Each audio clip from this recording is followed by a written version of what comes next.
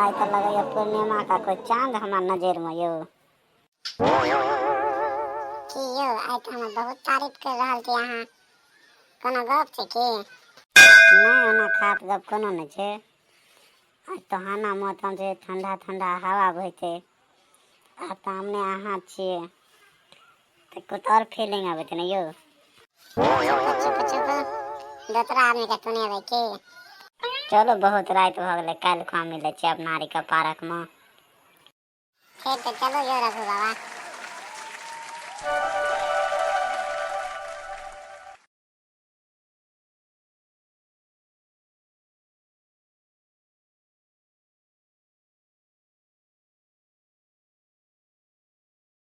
अहाँ तो दिल जे लगा कर बड़ी भूल भ गेलै यो।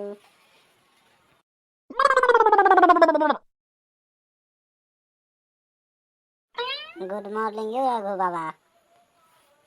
गुड मॉर्निंग मीनाक्षी जी। तो रोज का हाल कहो, बढ़िया नींद गुजरल ना?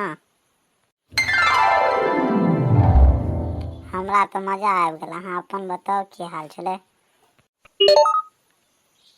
की कहब, घर पर जाइते मात्र एते ठंडा लगे छला ना, बहुते ठंडा लगैया यो ई बेर यो।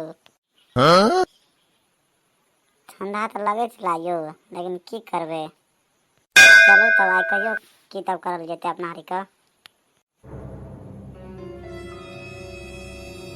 की करल जेते? चलू कतौ बुलि अबै छै अपना आरी के। ठीक छै चलो बुलि अबै छी।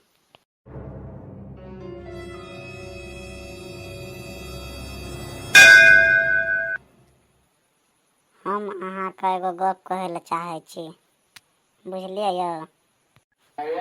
कहियो ने तऽ कहियो ने, की गप छलै यौ रघु बाबा? अहाँ तो हमरा प्यार भऽ गेलै, बुझलियै यौ? हमरो तो इएह हाल यऽ, हमरो अहाँ तो प्यार भऽ गेल। चलू तऽ लेटो भऽ गेल अपना आरके, बादमे मिलै छी। ठीक छै चलो चलो चलो रघु बाबा चलो। एहि बेटियों का दोसरा भाग हम दोसर दिन देखायब अहाँ सबके। अहिना अहाँ सब हमर चैनल पर बनल रहू, हम नया नया वीडियो एनी टाइम अपलोड करब। हमर मोबाइल नंबर भऽ गेल 96 31 54 35।